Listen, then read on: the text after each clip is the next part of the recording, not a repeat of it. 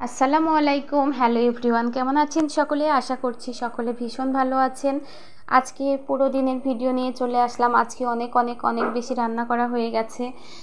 তো কী রান্না করলাম সেই ভিডিওটাই আপনাদের সঙ্গে শেয়ার করব। প্রথমেই আমি এখানে ভুড়ি ভেজে নিচ্ছি। আমাদের ভুড়ির থেকে আলুটাই বেশি ভাজা হয়, মানে ভুড়ি কম আলু বেশি, সেভাবেই ভেজে নিচ্ছি।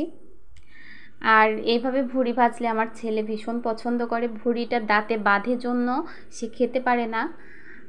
আলুটা হলে সে সুন্দর করে ভাতগুলো খেয়ে নেয়, ভুড়িগুলো বেছে বেছে রেখে শুধু আলু দিয়েই ভাত খেয়ে নেয়।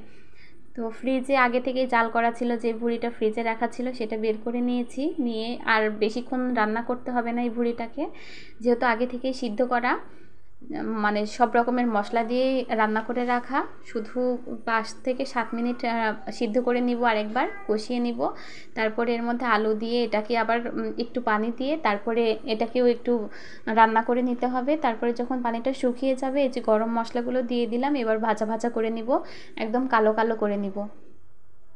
আর এটা ছিল দুপুরের রান্না। আর রাত্রিতে এই যে ভুড়ি ভাজা দিয়ে রুটি বানিয়েছিলাম রাত্রে, সেই রুটিটা খাচ্ছিলাম। তো এখানে পাতলা পাতলা করে ছোট ছোট করে রুটি বানিয়েছি, মানে রুটি বানানো একটু বেশি বড় হয়ে যায়, এই কারণে আজকে ছোট রুটি বানিয়েছি, যেন অল্প খেলেই শরীরটা ঠিক থাকে।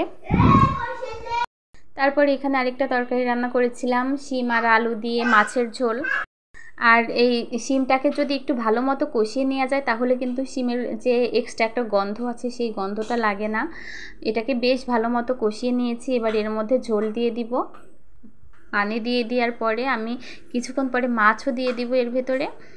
তো তারপরে ঢাকনা দিয়ে ঢেকে দিব একদম অল্প আঁচে, ভেতর থেকে সুন্দর সিদ্ধ হয়ে যাবে, ঝোলটাও খুব একটা বেশি কমবে না।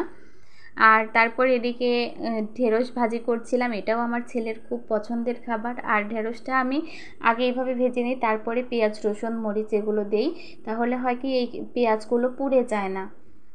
এটাকে যখন লাল লাল করব তখন পেঁয়াজগুলো ততক্ষণে পুড়ে যাবে, প্রথমে দিলেই কালো হয়ে যাবে। এই কারণে আমি এগুলো মাঝের দিকে দেই, যখন ঢেঁড়সটা সিদ্ধ হয় তখন। আর এখানে আবার করলা রান্না করছিলাম, মাছ দিয়ে ঝোল।